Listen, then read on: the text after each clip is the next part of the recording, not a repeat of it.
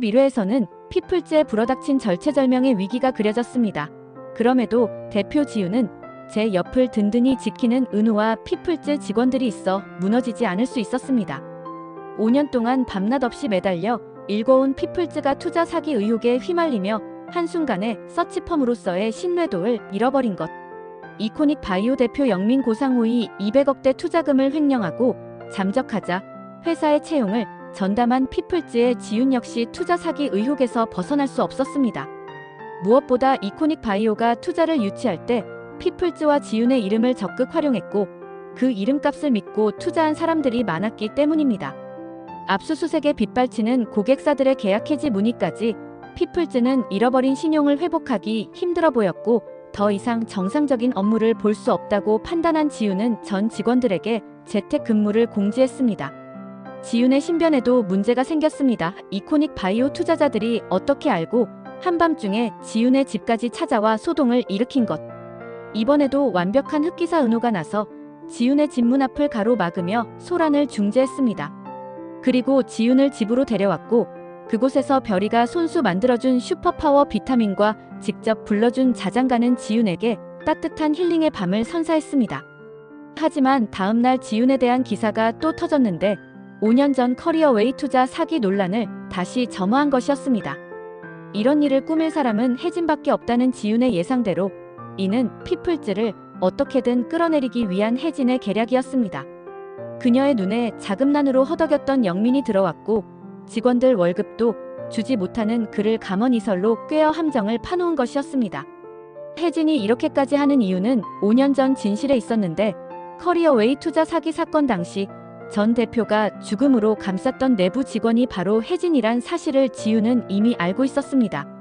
그럼에도 이를 무기 삼아 협박하지 않는 지윤이 혜진은 싫었다고 말하고 그래서 자신을 찾아온 지윤에게 너 직원들 사람으로 안 보잖아.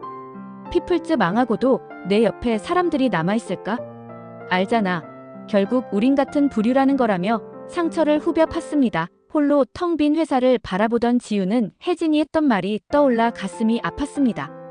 그런데 혼자인 줄 알았던 지윤은 혼자가 아니었습니다. 자신이 어떤 모습이든 옆에서 그녀를 지지하며 든든한 버팀목이 되어주는 은호, 그리고 피플즈의 사람들이 있기 때문. 어느 날처럼 책방에 갔다가 그곳에 모여 대책을 강구하고 있는 은호와 서이사, 그리고 피플즈 1팀 영수, 광희, 경화, 규림을 발견한 것. 이코닉 바이오가 굳이 진짜 직원까지 채용한 건 피플즈와의 연관성을 보여주기 위한 함정일지도 모른다는 의문을 품은 이들은 직접 발로 뛰며 자초지종을 조사했습니다. 이에 영민과 혜진의 커넥션까지 파내며 피플즈 저희가 지킵니다라고 외치자 지윤은 큰 감동을 받았습니다.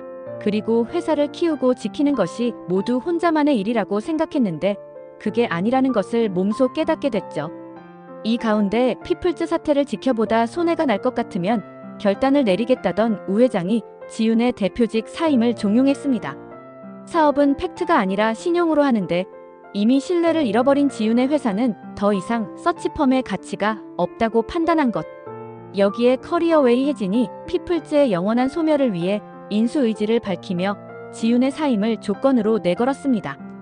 뜻과 실을 철저히 따지는 우 회장 입장에선 나쁠 게 없었고 직원들의 100% 고용 승계를 보장한다며 지분과 경영권을 넘기라는 우 회장의 지윤의 얼굴엔 고민의 그림자가 드리웠습니다. 이윽고 결단을 내린 지윤은 직원들에게 출근 공지를 내렸습니다.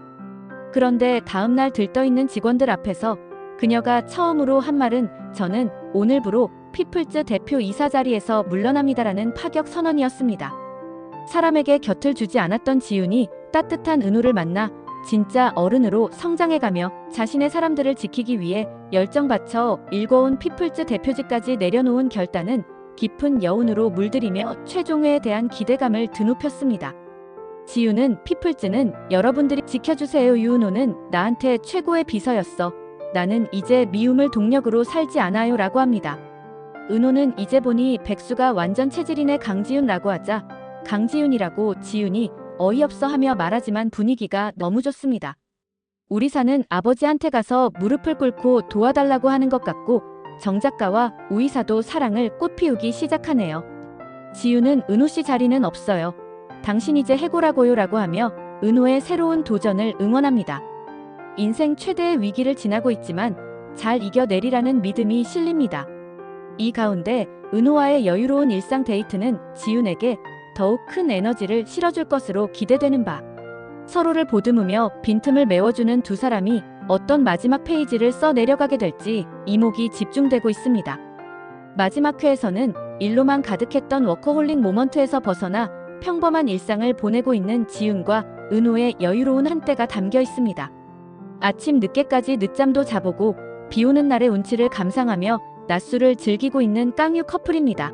지윤은 와 해가 이렇게 떠 있는데 낮술이라니 강지윤 인생에 별걸 다 해보네. 은호는 낮술 한 번도 안 해봤어요. 처음이에요. 대학교 때도. 지윤은 한 번도 안 해봤다고 합니다. 지윤은 근데 나 은호 씨랑만 있으면 충동적이게 돼요. 원래는 계획이 없으면 불안해하는 사람인데 은호는 재밌죠? 라고 합니다.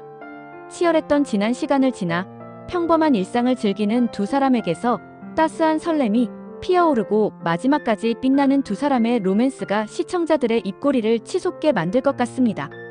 비 오는 날 함께 낮술을 기울이고 있는 지윤과 은호의 데이트를 미리 엿볼 수 있고 그동안 여유를 누릴 틈이 없었던 지윤은 은호와 첫 낮술을 즐기며 낭만 가득한 하루를 보내고 있습니다.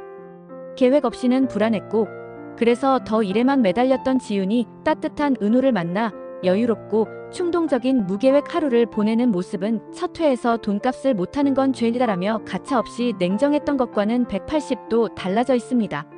지윤의 얼굴에 떠나지 않는 미소는 그 변화가 반가운 이유입니다. 구독과 좋아요 부탁드립니다.